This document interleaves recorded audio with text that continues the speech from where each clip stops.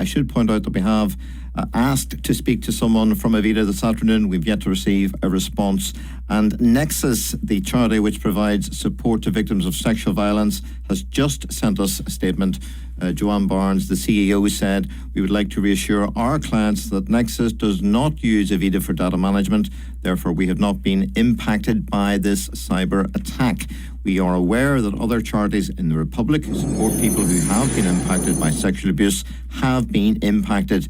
Our thoughts are with the charities and people impacted, and we hope a solution is found that makes sure people's personal details are safe and secure and provides reassurance to clients." Listening to that is Kevin Curran, who's a professor of cybersecurity at Ulster University. Kevin, this is known as ransomware. Just set out your understanding of what's happened here.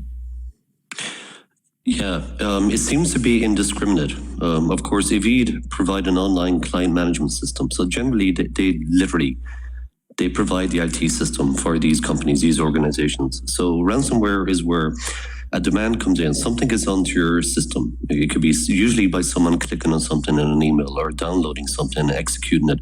Then all the files are locked and scrambled and encrypted. And the only way to get them back is to pay a ransom. And generally that's done because the rise of cryptocurrencies like Bitcoin have enabled criminals from around the world to actually get paid and generally to remain anonymous. So we're hearing that organisations which support victims of rape and sexual abuse are among those targeted. We're also just hearing that Orchardville, that's a group which helps people with autism and learning difficulties, has also been targeted. Again, they're targeting pretty vulnerable people here, aren't they? But generally they don't know who they're targeting. They just see IP addresses and databases being extracted, really again. So obviously all data is sensitive, but some is more sensitive than others. And in this case, what we have is name and contact details. It's generally because of the service. It's very, it's very sensitive details, but we don't think there's any bank details stored in these systems really. But what you have is notes again, which, with the interaction with the services. Now, depending on how those notes are taken down and what's said, they could be very, very sensitive in this case. But I don't think it's, there would be that much bank details taken in this case. And Kim, do we have any idea yet who's likely to be behind this and how easy or difficult it would be for the police to track them down? Well, I'll bet my house on it. It's Eastern Europe.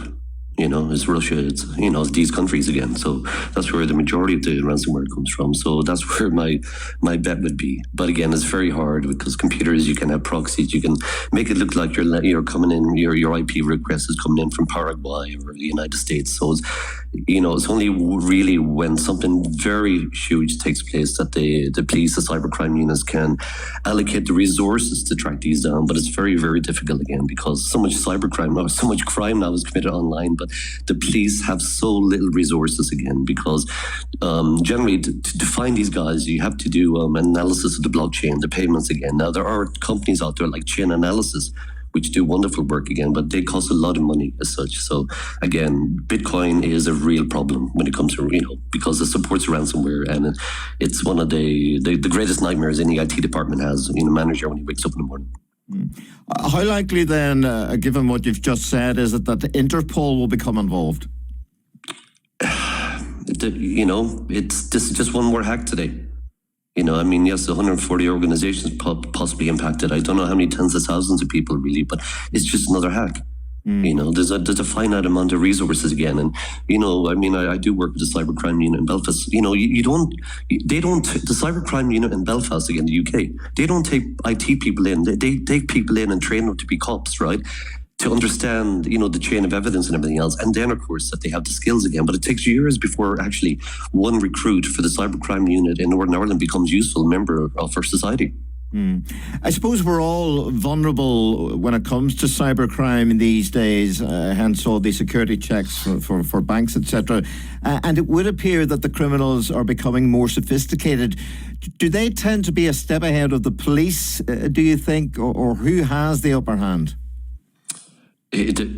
it's a cat and mouse always. Yes, the criminals will come along with what we call zero-day attacks or new methods again. And of course, then, the giants of the IT world again, generally the Apples and Microsofts, the Googles again, have great teams of security experts again trying to protect their platforms again. So, of course, they patch one part, but then the criminals may move on to something else again, the low-hanging fruit. So it is always that difficult. But again, our tools are getting better. Things are, even society is getting better now. People tend to use password managers. They use long passwords now. They generally try not to reuse them on different websites again. So the level of knowledge within society is increasing as well, which helps again, because in the past, again, it was so much easier for the criminals because people didn't realize how important it is to protect your phone, your laptop again, because the keys to the kingdom are on there.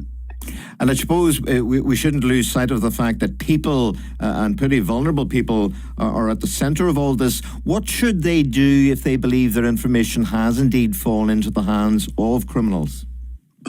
I mean, you can try and Google, for yourself again. But I guess the main thing is if you think your passwords are insecure or there was passwords, but again, we don't know that, we don't believe there's passwords apart from account managers here. But always change if there's ever a breach and your email's in there, whatever.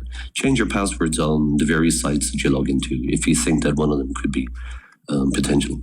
Okay, Professor Kevin Curran, we'll leave it there. Thank you very much indeed for that.